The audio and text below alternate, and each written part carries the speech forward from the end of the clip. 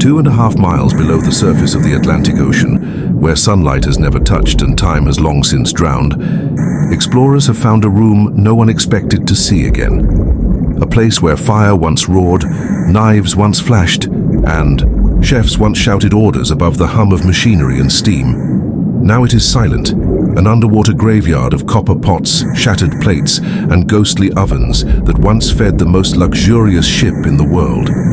This is the kitchen of the Titanic, April 1912. Aboard the RMS Titanic, the kitchen, or galley as sailors called it, was the beating heart of the ship's grandeur.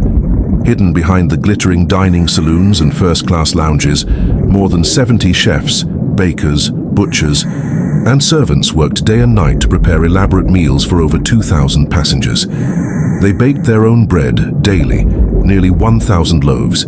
They roasted dozens of ducks, hundreds of chickens, and prepared soups that simmered for hours in vast steel cauldrons. From the galley came the scent of warm rolls, caramelized apples, and roasting meat, the fragrance of human civilization carried out to sea. The kitchen was alive, the hiss of steam, the clang of ladles against copper, the rhythm of cleavers striking wood, and then, in one night of terror, all sound vanished.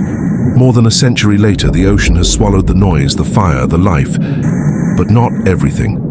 As modern explorers descended into the wreck of the Titanic, they discovered what had long been forgotten, the remains of her galley, preserved in eerie silence.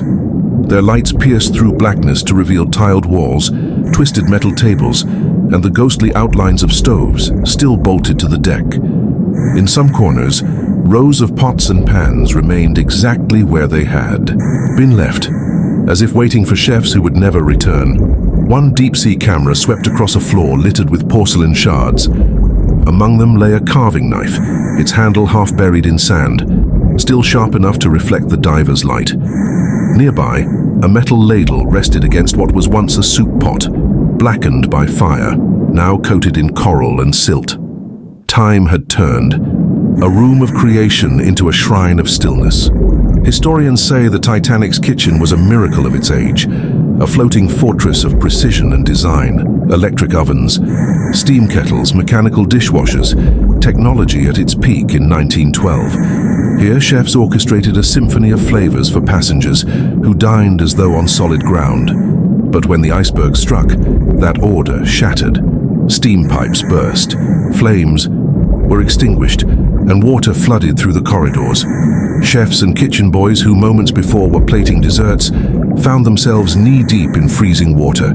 Some continued to work, refusing to believe the ship would sink. One witness later recalled seeing a cook still carrying trays of bread toward the lifeboats, perhaps an act of duty or denial. Within hours, everything, the ovens, the stoves, the pots, the pride, vanished beneath the waves. When the kitchen was rediscovered, its preservation was haunting.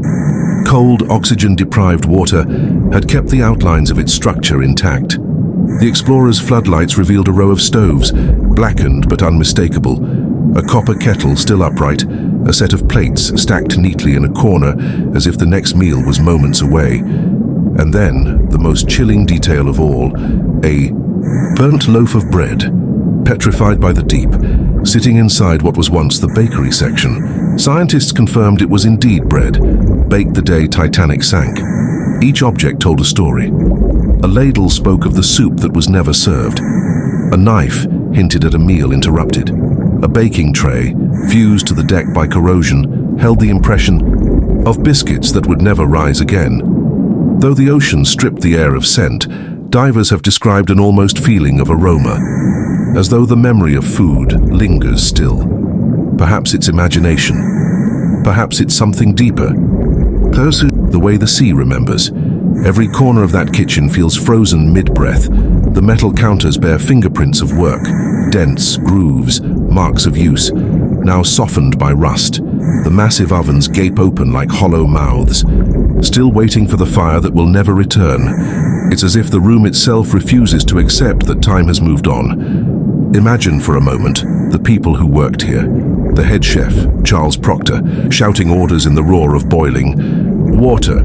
Young kitchen hands slicing vegetables, wiping sweat from their brows. The bakers, faces dusted with flour, kneading dough as the ship cut through moonlit waves. None of them could have imagined that their kitchen, their proudest workplace, would one day rest at the bottom of the ocean. Their tools outlived them. Their workstations became monuments.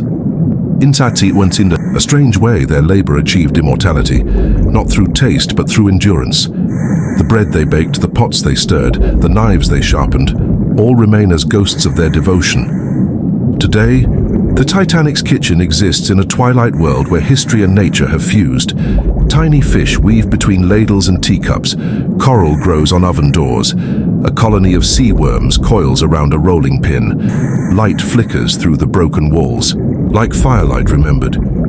For a moment one could almost believe the kitchen still breathes, that the next course is being prepared for an audience long gone. The silence there is not empty.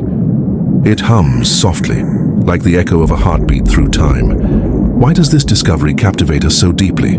Because the kitchen was never meant to be seen again. It represents something human, the everyday rhythm of life hidden beneath the grand spectacle. In the midst of luxury, it was a place of sweat, heat, and work, the unseen backbone of glory. To find it now, intact in the deep, is to find the pulse of the ship itself. It's a reminder that the Titanic was not just a tragedy of steel, but a story of hands, of effort, of meals prepared with care for strangers who would never know their names. The ocean kept that story, safe, locked away for more than 100 years until we were ready to listen. As the submersible lights fade, the kitchen returns to its slumber. Utensils shimmer faintly before vanishing into shadow. The ovens stand like tombs, and the pots reflect the faint blue of the sea. Above, the world continues. Ships cross the Atlantic, waves break, winds howl. But down below, in the still, cold dark, the kitchen of the Titanic remains exactly as it fell. A place of work turned to wonder. A chamber of noise turned to silence. A room once filled with life, now keeping its own quiet vigil for eternity.